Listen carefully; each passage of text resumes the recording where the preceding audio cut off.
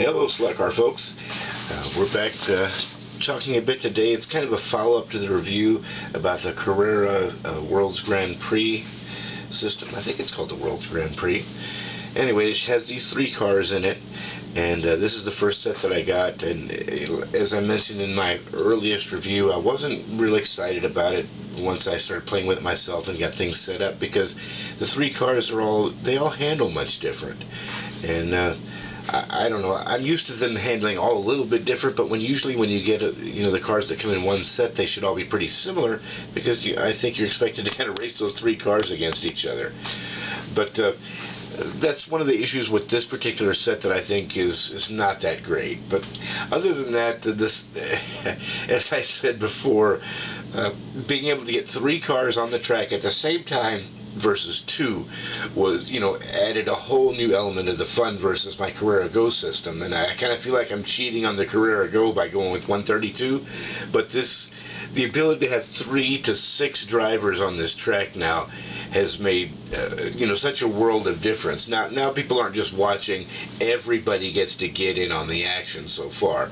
Well, I mean, I haven't had enough people show up to have too many people watching, but the point is, I'm probably not going to now, because I have enough of a setup that everybody gets to race. So on these particular cars that you can see here, these are the ones that came in that set. I'll start with what I consider to be the worst, I guess, so we can work towards the best. That's this one here. And this was the, what do they call this one? The Lancia Beta Monte Carlo Turbo. And from my experience with this particular car, it was kind of the roughest handling, the toughest to keep on the track out of the three. I mean, if I had to try to grab the three cars and set some lap times down, this is not the one I would have been grabbing. And now after, the last night of racing, of course, the wing has been knocked off, and I showed you that in a previous video with all the parts and stuff that I had laying on the track. But we tried to pick up most of the parts, and I'm going to hot glue it back in, and we'll knock it off again. But that's the Lancia Beta Turbo. Personally, if I was going out to buy a Carrera car, I'm not sure I would want to buy this particular car. Like I said, in this kit, it is not to me, it's not the best of these three. If your driving style is different and you can actually keep it on the track, then more power to you. Number 2 in the lineup from this particular set. Now, please understand that I'm a newbie in all this, and I'm not truing the tires and tuning the stuff and all that.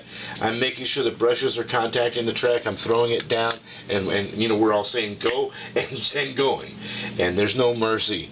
Now, this, I would say, is the middle car out of that set. It handles half decently. It handles a bit better than the other one, at least. This is the oh boy. It's the Ford Capri Zaxby. Yeah. And I'll tell you something about this shovel nose right here. Whoever was driving this car at any particular time took full advantage of that cowcatcher nose and used it to push everybody else off the track in front of them. And it was a ball. If you want to, if that's the game you want to play, get this car, because it'll do it, and that's a lot of fun. Also note that it has no wing either. That did get knocked off pretty quickly. And like I said, I'll glue them all back on with some hot glue, and we'll knock them off at the next race night. Now this car is the star. It was unreal. This car still has all its parts on it.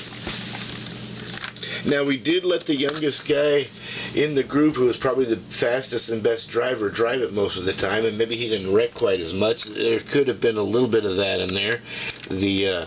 I don't know if you can see it, but that front light there, it has been hammered onto an outside corner until it just scuffed to almost nothingness there.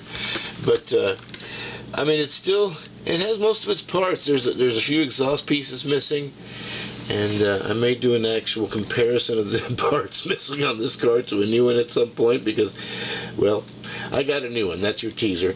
I've got a new one in a different livery color. But this was basically the star of the show. It seemed to outhandle the others. It was, the power was pretty respectable between all three, but this is the one that seemed to actually hug the corners better and come out of the corner without slipping to one side, and it was putting the hurt on the other two about 80% of the time. So that's the bottom line on what I could figure with a couple of race nights with this particular group of cars and this particular set. Hope you guys get something out of it. I'm going to kind of be trying to buy a couple other cars here and there and even this thing out. One of the problems also with this particular set is that we've got older, let's call them older gentlemen, if you will, that are racing. We're not the youngest people in the bunch, and having too many cars that are white sort of becomes a problem. And well, when we had 4 people, I ended up having to bring in another white car into the fold, which was this one here that I'll talk to you about later. And so we just ended up with too many white cars, and sometimes we would get confused as to who is driving what. But we're going to figure out how to solve that, and I'll let you know if we come up with any fantastic examples. And thanks for watching. We'll see you next time.